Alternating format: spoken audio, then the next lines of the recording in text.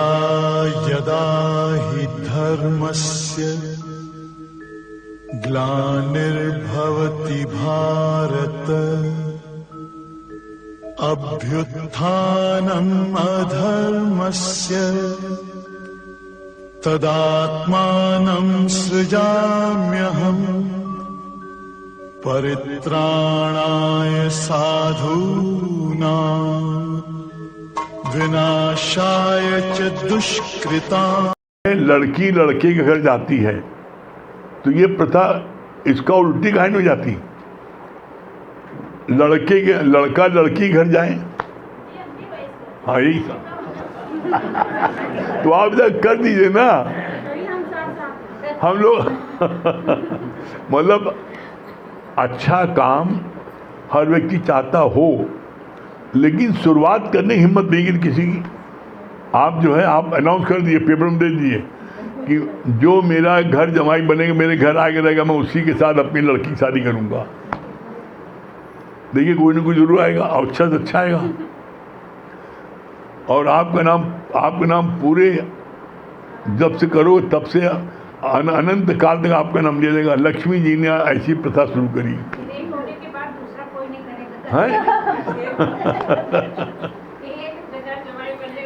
नहीं ऐसा ना, ऐसा नहीं है।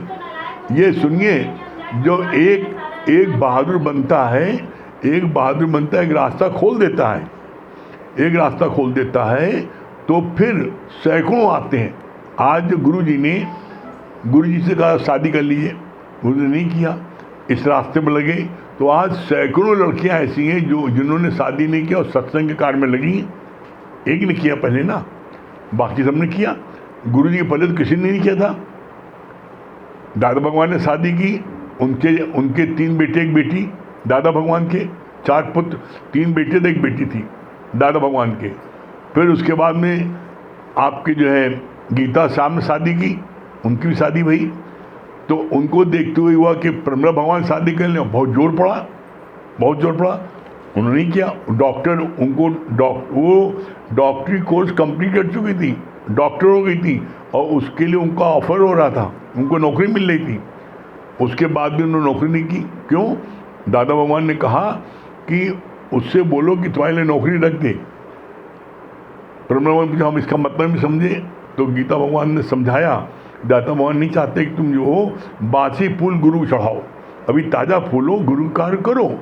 और तुम डॉक्टर बनने की बात करती हो, तो जो डॉक्टर बनने की बात करती हो ऐसे डॉक्टर गली गली में घूम रहे हैं, और उनकी आमदनी कुछ नहीं ना, एक मरीज को ढूंढते हैं मिल जाए।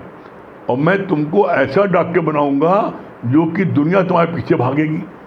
आज भाग रही दुनिया पीछे प्रमला भगवान के। गीता भगवान ने गुरु जी को मन का डॉक्टर बनाया, और तन के डॉक्टर गली गली फिर रहे हैं, मन के डॉक्टर कहीं है दुनिया में। और 98% मेंटली लोग, 98% मन से बीमार हैं, सिर्फ 2% तन से हैं। तो 98% के लिए कोई उपाय नहीं कर रहा है। क्या उपाय करते हैं आप मन के लिए? कितनी देर आप सत्संग बैठते हैं, कितने दिन सत्संग में आते हैं? तन के लिए तो आप जो है 2 घंटा वर्जिश भी करते हैं, 8 घंटा सुलाते भी हैं, 3 बार खाना पीना भी खाते हैं, नाश्ता भी सब करते हैं। मन की बीमारी के लिए क्या इलाज करते हैं? बोला 98% मेंटली, 98% व्यक्ति मेंटली बीमार होता है एंड 2% फिजिकली। इसीलिए आज आप देख लो 98% लोग सुसाइड क्यों कर लेते हैं? कोई मन में ख्याल गलत आया, सुसाइड कर लिया। इसीलिए बोला भगवान ने, गुरु जी ने, कि परमात्मा को भी ताकत नहीं है आपको दुखी नहीं कर सकते परमात्मा। आप दुखी कब होते हैं? जब आपका कोई ख्याल आपको दुखी करता है। हमारा बेटा बड़ा आवारा है, हमारी आमदनी कम है, हमें 4 रोग हैं, कल हम मर जाएंगे तो हमारे बच्चे कहाँ से खाएंगे? मतलब कोई न कोई बात, कोई न कोई ख्याल आपको दुखी करता है। अगर आपका ख्याल आपको दुखी न करे तो परमात्मा की ताकत नहीं आपको दुखी कर सके। ये गुरु जी ने बोला वार्निंग। तो ऐसे में आप देखो कि हमारे को दुखी करने वाला है कौन। इसीलिए बहुत अच्छी बात गुरु जी की वाणी बोला, गर्व में किया था तूने वादा प्रभु से, तुझको न भूलूंगा प्रभु कभी, पर मोह के जाल में फंस के तू भूला अपना करार है। गर्व में किया था वादा प्रभु, तुझको न भूलूंगा घड़ी, तुझके घड़ी नहीं भूलूंगा, पर के मोह के जाल में भूला तू अपना करार है। कैसे? आप देख लो, जब माँ के गर्भ में तुम उल्टे लटके थे 9 महीने, तो तुम रात दिन परमात्मा से प्रार्थना करते, हे प्रभु मुझको इस नरक से निकालो, हे प्रभु मुझ इस नरक से निकालो। आपने नरक के लिए पढ़ा है? गुरु ने बोला सबसे घोर नरक माँ का गर्भ होता है। सबसे कठिन, सबसे घोर नरक माँ गर्भ होता है। क्यों? माँ के गर्भ में जब तू उल्टा लटका था, जान तेरी सांसत में पड़ी थी, तो तुमने गर्भ में परमात्मा से वादा किया, हे प्रभु मैं तुझको न भूलूंगा कभी, मैं तुझको न भूलूंगा कभी। पड़ के मोह के जाल में तू भूला अपना करार है। इसी कारण से दुनिया का कोई बच्चा जब धरती पर आता है, तुरंत वो ओम ओम ओम उसके मुख से निकलता है। दुनिया का कोई बच्चा है, चाहे अंग्रेज का है, चाहे हिंदू का है, चाहे मुसलमान का है, चाहे क्रिश्चियन का है, वो ओम शब्द बोलता है। क्यों? उसको गर्व का वादा याद आता है, जैसे आता है उसको याद आता है। अब उसको अपने स्वरूप की याद है, मैं कौन हूँ याद है, इसलिए ओम ओम जपता है, मैं वो ओम जपता है। लेकिन जैसी धरती पर आता ओम ओम बोलता है, वैसे ही माँ बोलती है, देख तेरा पापा आया, देख तेरा मामा आया, तेरी मौसी आई। तो जो गुरु ने ओम का कैसेट भरा, उसको याद दिलाया कि तू ब्रह्म है, उस कैसेट के ऊपर तुमने गाने कैसेट चढ़ा दिया। और जब गाने कैसेट चला दिया उस पर, तो अब वो ओम ढक गया और गाना बज रहा है। यही सेम चीज़ें हुई है, हर एक के साथ ही हुई है। जब पड़ के मोह के जाल में भूला तू अपना करार है। मोह के जाल में क्या है? बच्चा मोह करता है माँ से, माँ करती है बच्चे से मोह, एक दूसरे के बिना रह नहीं पाते। रात रात में बच्चे के लिए जगती माँ, बच्चा अपनी माँ भूखी रहती है, अपनी माँ बेचारी गीले में पड़ी रहती है। बच्चे जब हग मुँह देते हैं बच्चे शुरू में हैं, तो उनको कौन, माँ बेचारी अपने गीले में जाती है और बच्चे को सूखे में सिलाती है, कितना उसके लिए करती है। लेकिन यही मोह माँ का बच्चे को बांधता है और बच्चे का मोह माँ को बांधता है। परिणाम क्या होता है? पड़ के मोह के जाल में तो भूला अपना करार है। तो अपना करार भूल गए थे प्रभु से, गर्व में किया था जो वादा, प्रभु तुझको न भूलूंगा एक घड़ी। गर्व में तुमने, जब तुम्हें कष्ट मिल रहा था, ऊपर से गोमूत्र पड़ रहा था, अंदर कहाँ है माँ के? क्या है माँ के अंदर? गोमूत्र विष्ठा और क्या है? मवाद पपी और क्या है? तो अंदर एक चमड़ी खोलो तो घिन लगती है अपने को। तो अंदर क्या है? उसी जो है मल मूत्र में पड़ा रात दिन, जब उसको कष्ट मिल रहा था और उल्टा लटका था, जहाँ सांसद में पड़ी थी, तो माँ से उसने भगवान से प्रार्थना, हे प्रभु मुझको तू निकालो किसी तरह, मैं रात दिन सिर्फ तुम्हारा ही भजन पूजन चिंतन करूँगा। पड़ के मोह के जाल में भूला तू अपना करार है। जो करार तुमने, अगर किसी से कोई करार किया है, एग्रीमेंट किया है, और तुम वो करते हो, तुम धोखेबाज नहीं कहलाओगे, फरेबी नहीं कहलाओगे। कोई व्यक्ति आपसे कोई एग्रीमेंट करे मैं आप शादी करूँगा और उसके बाद में वो मुँह कर जाए तो आप कहोगे अब तुमसे ज़िंदगी में कभी कोई सौदा नहीं करें। क्यों? क्योंकि तू झूठा है। तो तुम झूठे नहीं हो, तुमने प्रभु से किया था वादा गर्भ में, भूलूंगा ना प्रभु तुझको एक घड़ी। एक घड़ी मतलब क्या होता है? श्वास श्वास सुमरो गोविंद मन अंतर की उतर चिन्ह। जब तुम हर श्वास में उस गोविंद का चिंतन करोगे तो तुम्हारे मन की चिंता उतरेगी। तुमने चिंतन किया, तुमने रात दिन चिंतन किया, हाय मेरा बेटा, हाय मेरी बेटी, हाय मेरा दामाद, हाय मेरी ज़मीन, हाय मेरा रुपए, हाय मेरा घर।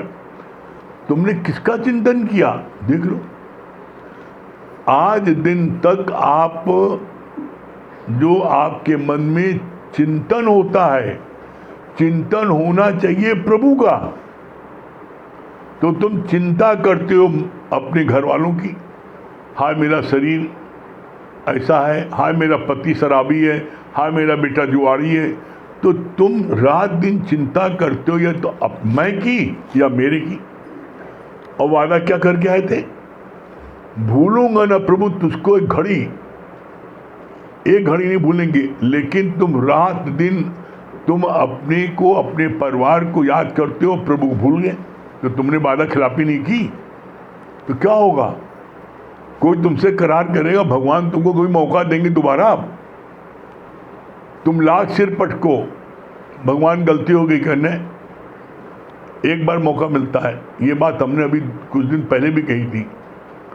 हर क्षेत्र के लिए, हर क्षेत्र के लिए, चाहे व्यापार हो, चाहे खेल हो, चाहे पढ़ाई हो, चाहे सत्संग हो, कोई क्षेत्र हो, हर क्षेत्र के लिए परमात्मा एक बार आपको मौका देता है। आप जितनी बुलंदी तक चाहो पहुंच जाओ।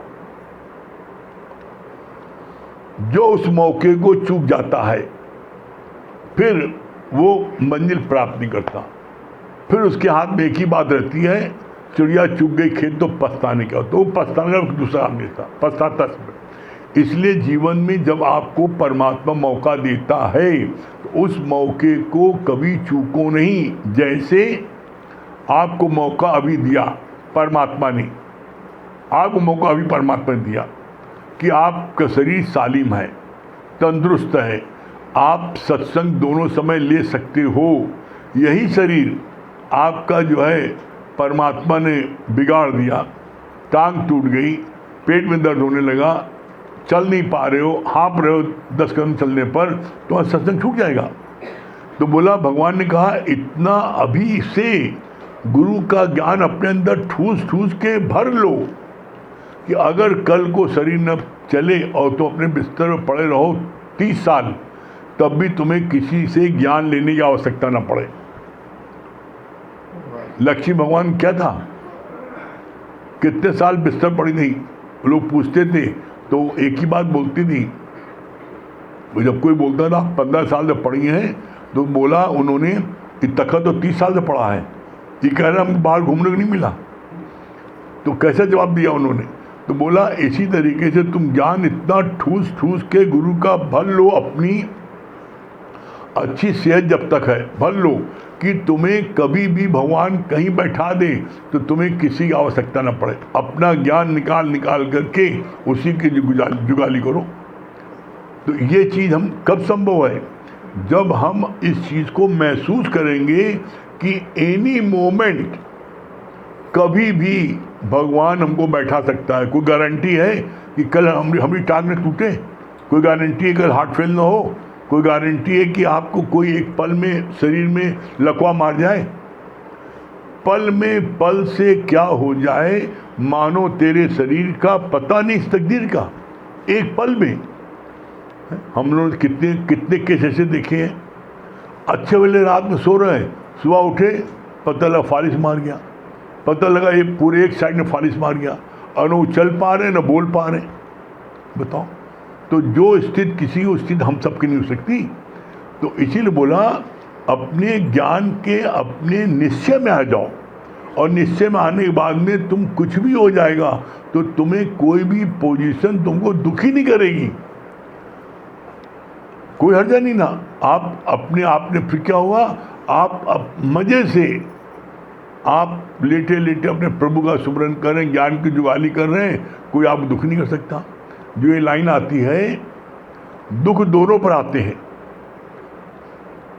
बिन भोगे छूटे नहीं कर्मगत बलवान। जैसे कर्म किए हैं पिछले जन्म में, उसके अनुसार तुमको इस जन्म में भोगना पड़ेगा निश्चित। लेकिन अज्ञानी भोगे रोए, ज्ञानी भोगे हंस के। अज्ञानी उसी चीज को, उसी दशा को रो रो के भोगता है, और ज्ञानी भोगे हंस के। ज्ञानी को उसका पता नहीं लगता। और दोनों हम लोगों ने देखा है। एक माँ जी, उनकी टांग टूटी, बहुत ही सामान्य परिवार की थी। जब उनकी टांग टूटी, उन्हीं के पास में एक महिला और, उसकी भी टांग टूटी। डॉक्टर ने दोनों को बोला कि 6 महीने लगेगा ठीक होने में।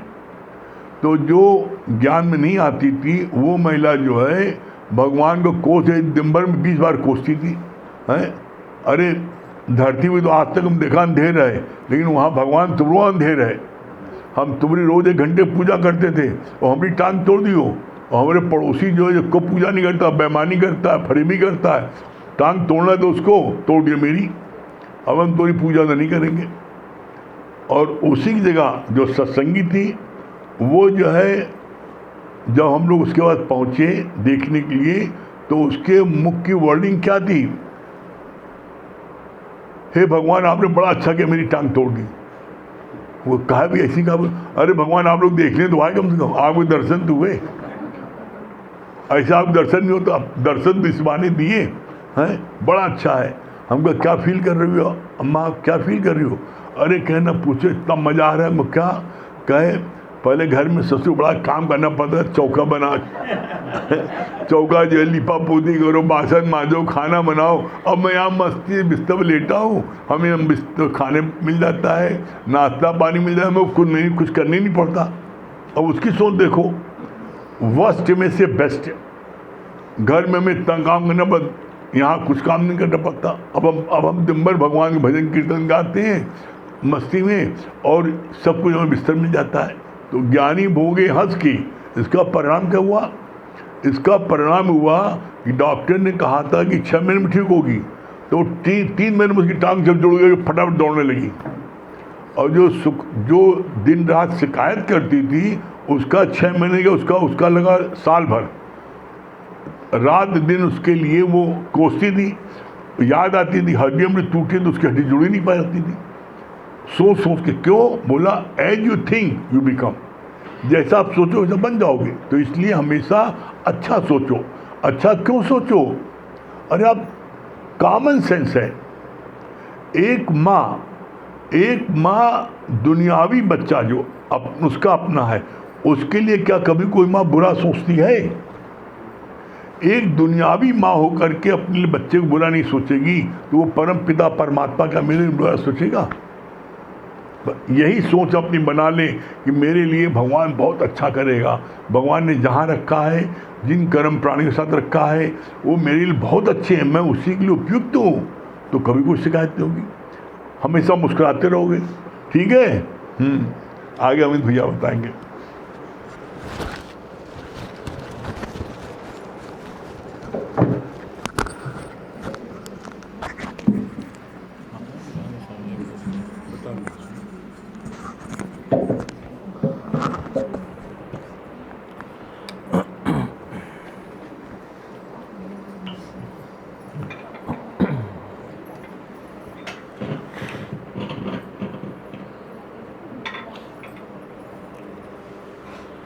सभी को हरिओम। देखिए, अपने यहाँ जो भजन चलता है, तो हर भजन में कितना गूढ़ रहस्य होता है। अभी बैठे बैठे ही सोच रहा था मैं कि अपने यहाँ बात चलती है ना कि भरोसा कर तू ईश्वर पर, तुझे धोखा नहीं होगा, और ये जीवन बीत जाएगा, तुझे रोना नहीं होगा। लेकिन ये कब है? जब तुम भगवान पर भरोसा करते हो ना। लेकिन भगवान पर जब भरोसा नहीं करते हो तो सोचो, वहाँ तो जीवन बीत जाएगा, तुझे रोना नहीं होगा। यहाँ तो एक दिन ही नहीं बीत पा रहा, दिन भर रो रहे। आप सोचिए। और कभी आपने महसूस किया कि भरोसा शब्द का क्यों प्रयोग हुआ?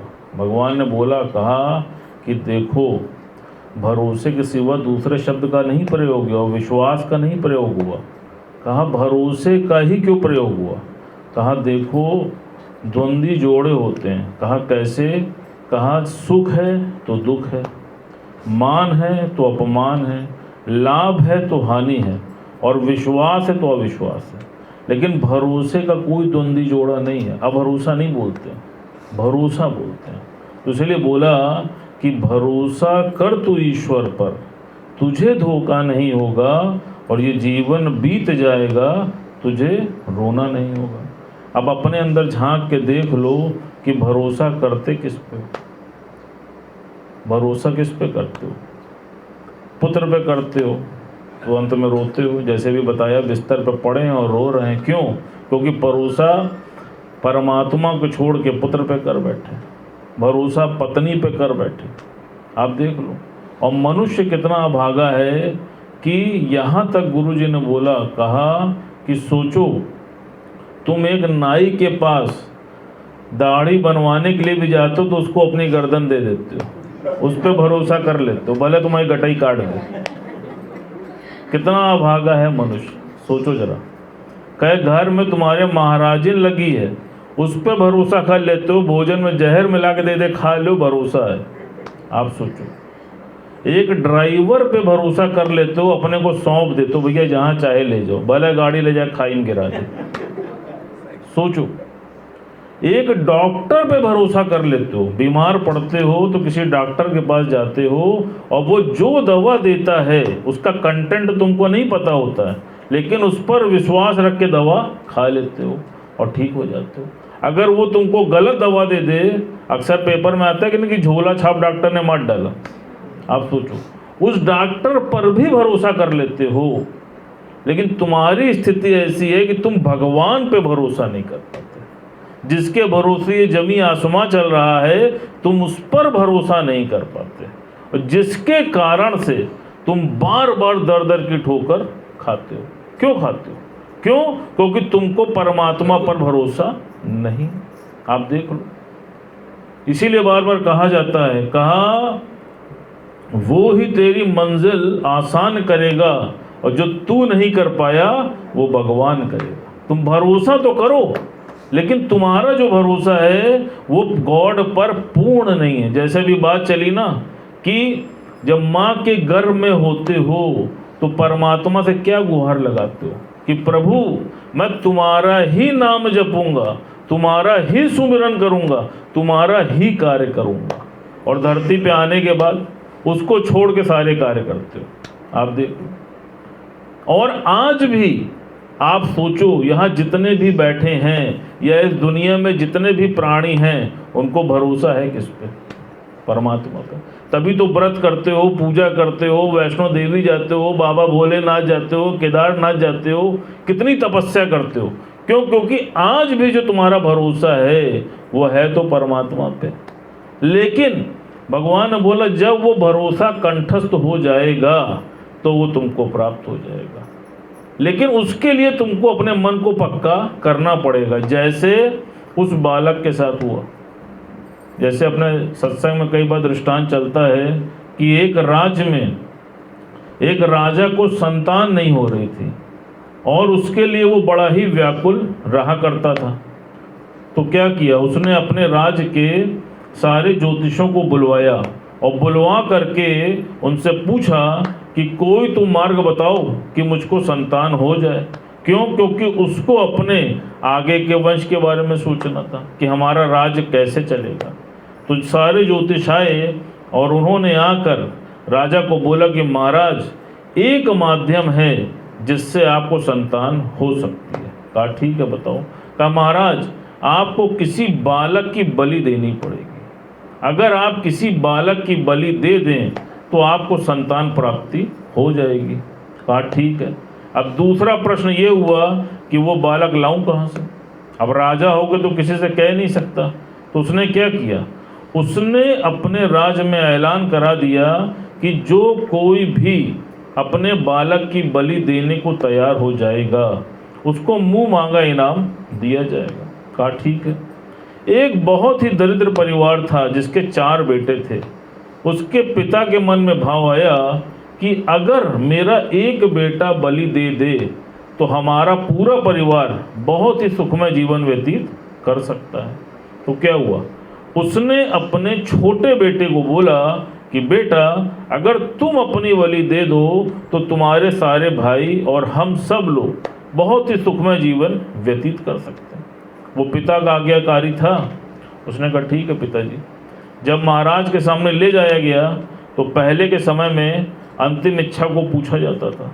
पूछा बताओ तुम्हारी अंतिम इच्छा क्या है। तो उसने बोला महाराज हमारी अंतिम इच्छा है कि हमको एक डोरी और एक कैंची दे दी जाए। दे दी गई। थोड़ी थोड़ी दूर पे उसने 3 डोरियों को बांधा और 2 डोरियों को कैंची से काट दिया। कहा महाराज हमारी बलि चढ़ा दीजिए। राजा ने कहा ये तुमने क्या किया। कहा नहीं महाराज कुछ नहीं, अब आप हमारी बलि चढ़ा सकते हैं। कहा नहीं पहले इसका भेद मुझको बताओ। तो उसने बोला महाराज मैंने सुना था कि जो माता पिता होते हैं वो बच्चे के सबसे अधिक हितैषी होते हैं, लेकिन ये बात सत्य नहीं है। क्यों? क्योंकि मेरे माँ बाप ने अपने स्वार्थ सिद्धि के लिए मेरी बलि देना चाहा, इसलिए मैंने ये पहली डोर काट दी। कहा दूसरी क्यों काटी। कहा महाराज मैंने सुना था कि माँ बाप के बाद जो राज्य का राजा होता है वो प्रजा का सबसे पहला हितैषी होता है, लेकिन राजा ने भी अपनी स्वार्थ सिद्धि के लिए अपनी संतान प्राप्ति के लिए मेरी बलि देना चाहा, इसलिए मैंने ये दूसरी डोर भी काट दी। क्यों? क्योंकि ये भी असत्य है। कहा तीसरी क्यों नहीं काटी। कहा महाराज मैंने सुना था कि जिसका कोई नहीं होता उसका भगवान होता है, तो मुझको आज भी भगवान पर पूरा भरोसा है। अभी मेरी मृत्यु हुई नहीं है, इसलिए मैंने ये तीसरी डोर नहीं काटी। अब उसकी बात को सुनने के बाद राजा का जो मन था वो हिल गया। उसने कहा आज बलि नहीं होगी, और वो उस लड़के के बारे में चिंतन करने लगा और उसने अपनी रानी से बात किया कि बड़ा ही अद्भुत बालक है, और अगर इस बालक की बलि दे भी देते हैं तो क्या गारंटी है कि हमको पुत्र ही हो जाए। तो क्यों ना इसी बालक को ही अपना पुत्र स्वीकार कर लें। इतना विवेकवान है। अब आप देखो कि उसने भगवान पे भरोसा किया तो क्या हुआ, वो फकीर से युवराज हो गया कि नहीं हो गया। करा क्या उसने, सिर्फ एक ही काम तो किया कि उस परमात्मा पर भरोसा किया। वही चीज गुरु तुमको भी समझाता है कि भरोसा कर तू ईश्वर पर, तुझे धोखा नहीं होगा और ये जीवन बीत जाएगा, तुझे रोना नहीं होगा। जैसा भी बोला ना कि परिस्थितियां दोनों के जीवन में आती हैं, ज्ञानी के जीवन में भी आती है और अज्ञानी के जीवन में भी आती है, लेकिन वो परिस्थिति उसको हिला नहीं पाती। अज्ञानी के मन में पल पल भय होता है। जैसे बात चलती है ना कि घड़ी की सुई की तरह हर सेकंड में उसका मन भयभीत होता है, टिक टिक करता है, ऐसा ना हो जाए, हानि ना हो जाए, आग ना लग जाए, बच्चों मर ना जाए, कुछ ना कुछ वो पागल प्रोफेसर की तरह हर समय निगेटिव चीजें सोचता रहता है। और ज्ञान में आने के बाद वो अपने को प्रभु को समर्पित कर देता है, उस पर भरोसा करके रहता है। तो आप देख लो कैसे हंसते खेलते उसका पूरा जीवन बीत जाता है, उसको रोना नहीं होता। अब आप देख लो भरोसा है कि नहीं है, बताओ है भरोसा कि नहीं। हाँ नहीं होगा तो पलंग पर लेटे रहना पड़ेगा, ध्यान रखना।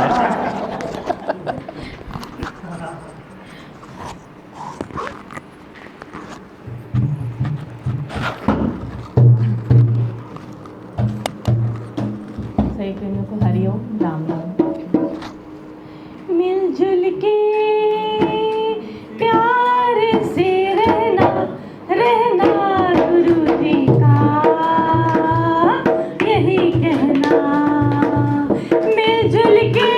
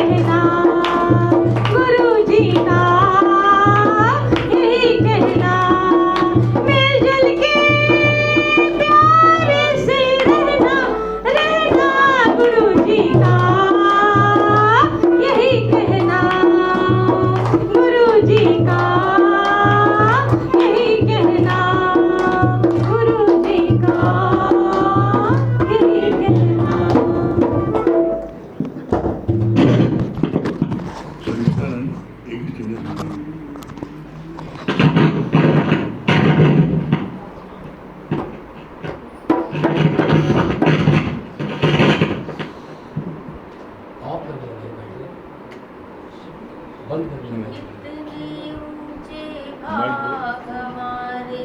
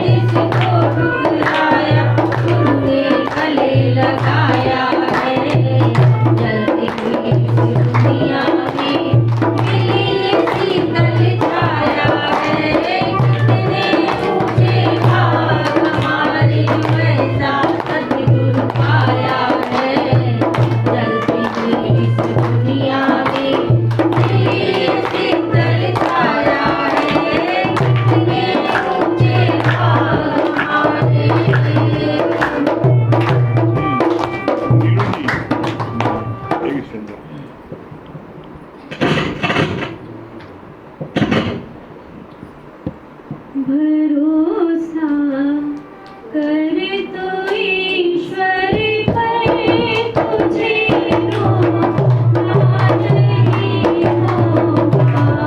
भरोसा कर तो ईश्वर पर तुझे रोना नहीं होगा। ये जीवन बीत जाएगा, तुझे धोखा नहीं होगा। ये जीवन बीत जाएगा, तुझे धोखा नहीं होगा। भरोसा कर तू ईश्वर पर तुझे रोना नहीं होगा।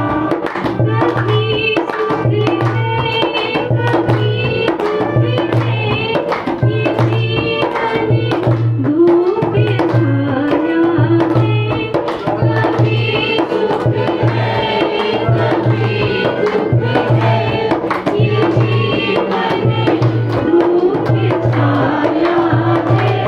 हंसी मेरी बिता देना पिता की पाया है।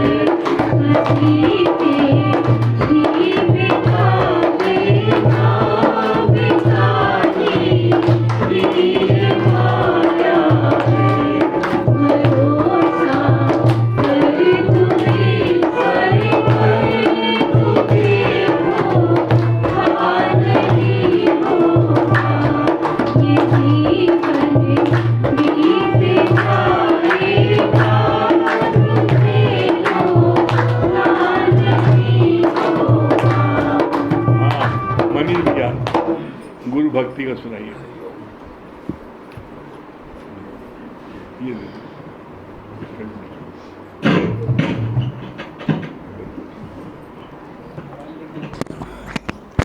बोले सतगुरु महाराज जी की, बोले सच्चे दरबार की।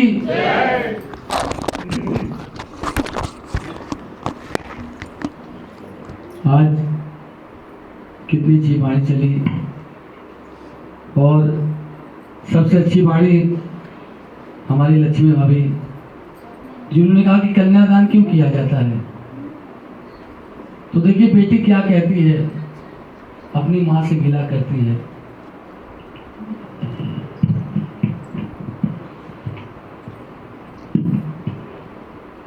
कि मुझे माँ से गिला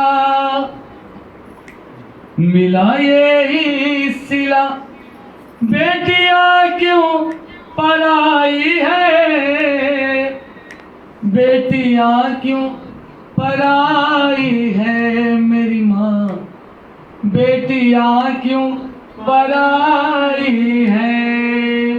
मुझे माँ से गिला मिला ये ही सिला, मुझे माँ से गिला मिला ये ही सिला, बेटियां क्यों पराई है, बेटियां क्यों पराई है मेरी माँ, बेटियां क्यों पराई है।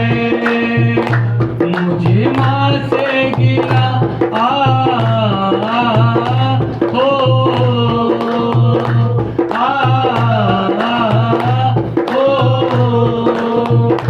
अच्छा घर सुंदर बड़े कमाले, क्षण में कर दिया उनके हवाले, क्षण में कर दिया उनके हवाले। बेटी कहती है माँ, हर माँ बाप अपनी बेटी के लिए अच्छा घर और सुंदर सा घर ढूंढती है। कोई माँ बाप ऐसे नहीं जो अपनी बेटी को सुखी न देखना चाहे। बेटी कहती है माँ, एक पल में एक क्षण में तूने अपनी ममता को कैसे पराया कर दिया। अगर बेटे तेरे साथ हैं तो उसको तुम पराया नहीं करती हो, मगर बेटी अगर तेरी एक है तो उसे क्यों पराया करती हो माँ, क्यों?